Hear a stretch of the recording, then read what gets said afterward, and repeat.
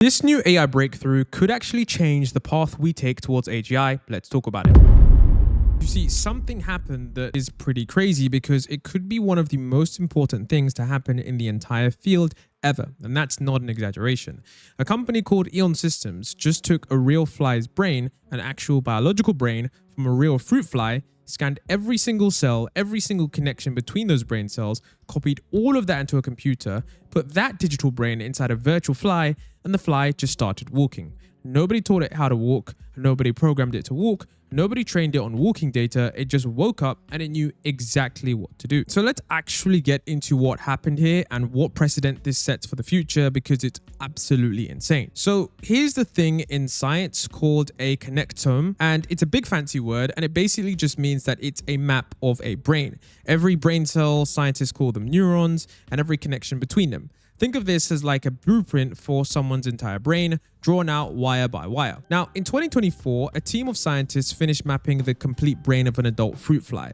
This was published in Nature, which is basically the Super Bowl of science journals. The fruit fly brain has around 125,000 neurons and 50 million connections between them. Now, 125,000 neurons might not sound like a lot when you compare it to the human brain, which has about 86 billion neurons. But mapping every single neuron and every single connection between them, that is an insane amount of work. We're talking about electron microscopes scanning tiny slices of brain tissue, then using computers to stitch it all together. This thing took years. It was not simple. So this team at Eon Systems, co-founded by a guy called Dr. Alex Wisner, who's a physicist from Harvard and MIT, they took that brain map that was discovered and they did something that nobody had ever done before. They didn't just look at the map and study it, they actually ran it. They took that entire brain blueprint and put it into a computer simulation, connected it to a virtual fly body using a system called NeuroMechFly and a physics engine called MuJoCo, which is basically the same kind of software used to simulate robots. And then they let it rip. And here's the wild part out of all of this, okay? The virtual fly started doing real fly stuff. Walking, grooming, even egg-laying behavior, all from nothing but the brain's own wiring. No instructions, no training, just the brain doing what brains do. The senior scientist on this, a guy named Philip Xu, had already shown in 2024 that this brain model could predict fly behavior with 95% accuracy, but that was just numbers on a screen. Now, for the first time, that brain was actually connected to a body and making it move. Now, you might be asking yourselves, well, we've already seen this before with animals and computers. What is the big deal here? And that is a fair question. But this is completely different from anything that's come before, and I'm going to explain to you exactly why that is the case and why this is a much bigger deal than most people even realize. You see, the current AI that we use on a day-to-day basis, ChatGPT, Gemini, Claude, all of those AI systems, they work by learning from data. We feed them billions of words from the internet, and then they learn patterns. They learn that after the cat sat on the next word is probably going to be the mat. And that's a massive oversimplification, but you get the idea. They learn by looking at vast amounts of data and examples. You can see here, you've got the data set sources, pattern recognition, and then next word prediction. Now, when companies like Google DeepMind make virtual animals that can walk in simulations, they use something called reinforcement learning. That's basically where you let a virtual creature try and fail millions of times, and you reward it when something goes right. And then, after enough tries, it figures out how to walk. But it's not walking the real way a real animal walks, it's walking the way that a computer figured out it's the most efficient way to walk. Sometimes it looks really weird and alien, but what Eon did is the complete opposite of all of that. They didn't train anything, they didn't give data to learn from, they didn't let it try and fail a million times. What Eon did is the complete opposite of that. They literally just copied the brain. And that is the key difference here. They just looked at exactly how a real fly's brain was wired, which brain cell connects to which other brain cell, and how strong those connections are. And then they recreated that wiring inside a computer, and then they gave that a body and said go, and you can see here it went off just like an exact fly actually would. Now, the wild part is that this is the difference between teaching a robot dog to act like a dog versus actually copying a dog's brain into a robot. One is imitation, the other is the real thing, just running on different hardware.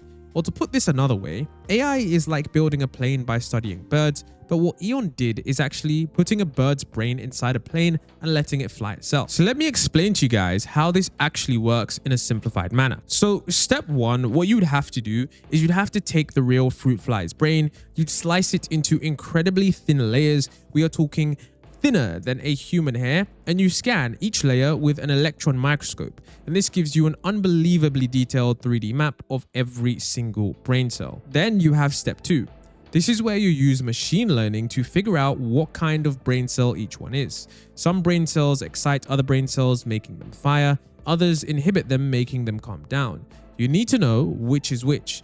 The team figured out this with about 91% accuracy using 4 things: the connection map, the strengths of each connection, which cells are excitatory versus inhibitory, and a simple model of how brain cells fire. Then step 3 is you build the virtual fly body. This is a physics simulation. The virtual fly that has legs that obey gravity, joints that bend, and a body with realistic weight. It is basically a very accurate digital puppet, but with nobody pulling the strings. And then of course, step 4 is where you connect the brain to the body. Sensory signals go into the brain, like your left leg just touched the ground, and the brain processes that signal through all 125,000 neurons and 50 million connections. Motor signals come out, like move your right leg forward, the body executes the command, and then the cycle repeats. That's the entire loop. Sense, act, think, act, over and over and over, thousands of times per second, just like a real brain in a real body. And the stunning thing is that nobody designed what the brain should do. The behaviors just naturally emerge from the brain's own wiring. The same way your brain doesn't need a manual to tell your heart to beat or your lungs to breathe. Now, of course, I'm not going to sit here and pretend this is some perfect discovery, because it isn't. Everything has limitations, and there, are some smart people that are raising real concerns. The first criticism is about what's missing from the simulation. So one thing is that, that most people don't understand is that a real brain doesn't just run on electrical signals between neurons. It also uses chemicals, and these chemicals change how the brain works in real time. They're responsible for things like mood, motivation, learning, pleasure, and pain. And the Eon simulation doesn't include any of that just yet. It's just copying. It's basically like copying someone's computer files, but not their operating system settings. The real information and stuff is going to happen when you actually have the neurochemicals and neurosignals. Right now, it's pretty stateless. Now, the second criticism here is about the glial cells. Now, about half of the cells in your brain aren't actually neurons. They're support cells called glial cells. They help neurons work properly, they clean up waste, and they help form memories. And the simulation actually ignores those completely. I mean, when you think about it, having a brain simulation that ignores 50%, that is pretty significant. And then, of course, comes the most significant. Remember, this is a snapshot of a dead brain. The fly that was scanned is obviously no longer alive. So this is a copy of how the brain was wired at one specific moment.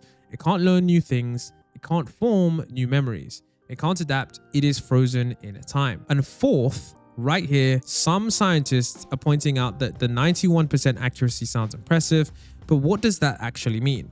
91% compared to what? How was it measured? The team validated their results using real cameras and tracking flies, a technique called optogenetics, where you use light to activate specific brain cells, and then you see what happens. But still, some researchers want to see more rigorous testing. And one of the craziest things of all is that the actual co-founder of Eon and the guy who announced all of this, you can see that he's got a financial interest in the company. This guy isn't some random person on the interest. He's not just a neutral, natural observer. He's actually selling us something. And that doesn't mean that the science is wrong, but it does mean that you have to think critically about the situation. If someone that has a financial incentive is telling you a story, they're incentivized to make it sound better than it actually is. But that said, even then, the skeptics are still admitting that this is genuinely impressive. The fly is doing real, recognizable fly behaviors. It's not random garbage. It's not glitching out. It actually looks like a fly being a fly. And later on in the video, I'll talk to you guys about how potentially this could lead to, of course, superintelligence simulating human brains and where all of that is going to go. Now, if you're wondering how we actually got to this point, you have to understand what came before all of this. The idea of brain emulation, and you can see on screen from this squiggly line, which is not a squiggly line, this was the first attempt of something, and it was called open worm. Scientists essentially mapped the brain of a tiny worm called C. elegans, and this worm only had 302 neurons. 302 is absolutely tiny, and even with just 302 neurons, it took years to map all of them and create a simulation. And honestly, the results were pretty basic. The simulated worm could kind of wiggle, but it was never that great. Then in 2024, Flywire posted the completed project for the full connections of a fruit fly. This was a massive international effort published in Nature. 125,000 neurons, 50 million connections. This was the first time we had a complete brain map of anything this complex. You can see all of the different, parts of the brain here, the sensory, the other sections, visual projection. It honestly is very impressive how complex some of these tiny organisms are. I honestly didn't realize just how much engineering may go into these tiny creatures, but it truly is interesting when you look at it at this level, just how much there is. Then of course, there were other teams doing cool stuff with virtual flies. You had Google DeepMind building a simulated fly in Mujo Co that could walk and even do aerial maneuvers. But this was a key difference. DeepMind's fly was trained using reinforcement learning. It wasn't a copy of a real brain, it was an AI that learned to move like a fly through trial and error. What Eon actually did was take the biological data, the real connectome, and move it to a new body. And that's never been done at this scale. So we went from 302 neurons in a worm to 125,000 in a fly. That's a 400x jump. And what they're saying is the next jump is from 70 million neurons into a mouse brain. That's 560 times neuron scaling jump. That is pretty insane. That's a 560 time jump from a fly. Now that is massive, but they say it's a scaling challenge and it's not a fundamental science problem. The basic approach should be the same, it just needs to be bigger. And remember guys, what do you think is going to happen after they go from fly to mouse to human and they're able to actually simulate a human brain?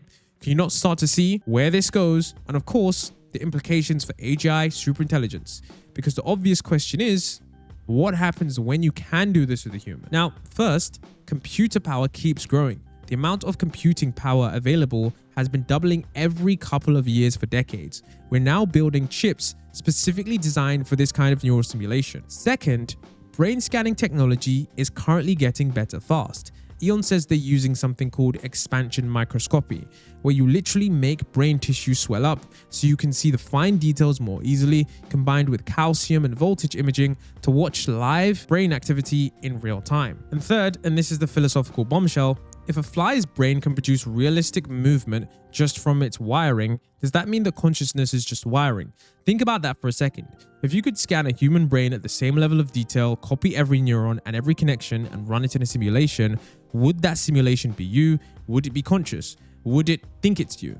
Would it have your memories, your personality, your sense of self? Eon's stated mission is to build the world's largest connectome and the most accurate brain emulation ever created. Think about it. That's what these current AI companies are all doing. They're all trying to build AGI, which is, I guess you could say, human level intelligence. But this company is taking a fundamentally different approach. They want to do the mouse next, and then eventually they want to try a human.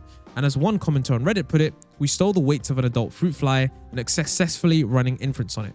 In AI language, that's a very provocative way to describe what's happened. I mean, this is where things get really wild because the obvious question is, what happens next? So look, I want to be pretty clear about something. We are a pretty long way away from being close to uploading a human brain. The gap between a fruit fly and a person is enormous. The missing biology, the chemicals, the support cells, the learning, adaptation, everything matters.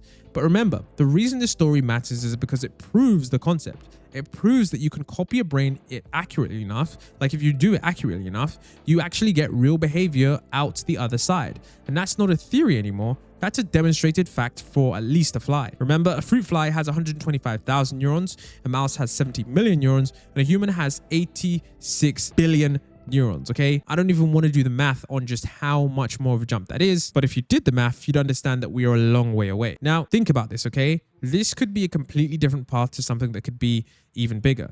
This isn't AI, this is copied intelligence. Think about it. If Eon is right about the scaling, then we might look back at this little fruit fly the same way we look back at the Wright brothers' first flight. It was a small and it was short, but it did change the path. It changed everything. So for me, I think this could be, an interesting step towards AGI. albeit a slow one, I still think that this has entered a new frontier and may actually get increased funding from this kind of research. And I have to ask you guys the question, if you could upload your brain to a computer, would you?